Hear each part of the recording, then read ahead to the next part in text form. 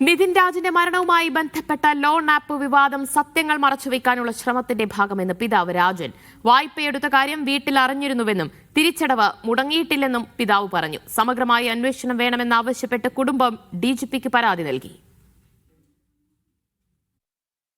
നിതിൻ രാജിന്റെ മരണത്തിൽ ഗുരുതര ആരോപണങ്ങൾ ആവർത്തിക്കുകയാണ് കുടുംബം. ജാതി അധിക്ഷേപവും മാനസിക പീഡനവുമാണ് മരണത്തിന് കാരണമെന്നാണ് പ്രധാന ആരോപണം. ലോൺ ആപ്പ് വിവാദം സത്യങ്ങൾ മറയ്ക്കാനുള്ള ശ്രമമാണെന്ന് പിതാവ് രാജൻ പറഞ്ഞു. എന്റെ മോന് നീതി കിട്ടണം, നീതി കിട്ടിയേ പറ്റൂ. കോൺഗ്രസ് നേതാവ് രമേശ് ചെന്നിത്തലയും ജബി മേത്തർ എംപിയും നിതിന്റെ വീട് സന്ദർശിച്ചു. ഇത്തരം സംഭവങ്ങൾ ആവർത്തിക്കാൻ പാടില്ലെന്നും നീതി ലഭിക്കും വരെ കുടുംബത്തിനൊപ്പമുണ്ടാകുമെന്നും ചെന്നിത്തല പറഞ്ഞു. സർക്കാർ കുടുംബത്തോടൊപ്പം തന്നെയാണെന്ന് മന്ത്രി വി ശിവൻകുട്ടി ആവർത്തിച്ചു. അന്വേഷണം ഒരു തരത്തിലും വഴിതിരിച്ചു വിടാൻ അനുവദിക്കില്ലെന്ന് SC/ST കമ്മീഷൻ ചെയർമാൻ ശേഖരൻ മിനിയോട് പ്രതികരിച്ചു. അന്വേഷണത്തിനായി രൂപീകരിച്ച 7 അംഗ സംഘം നിതിന്റെ വീട്ടിലെത്തി കുടുംബത്തിന്റെ മൊഴി രേഖപ്പെടുത്തി.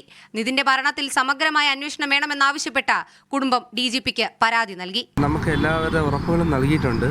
അദ്ദേഹത്തിന്റെ ഭാഗത്തു നിന്നും പിന്നെ അദ്ദേഹത്തിന്റെ ബന്ധപ്പെട്ട ഈ പറയുന്ന അന്വേഷണ സംഘം ആരാണോ അവരിൽ നിന്നും നല്ല രീതിയിലൊരു നിയമപരമായിട്ടുള്ള മുന്നോട്ടുള്ള രീതികളുണ്ടായിരിക്കും.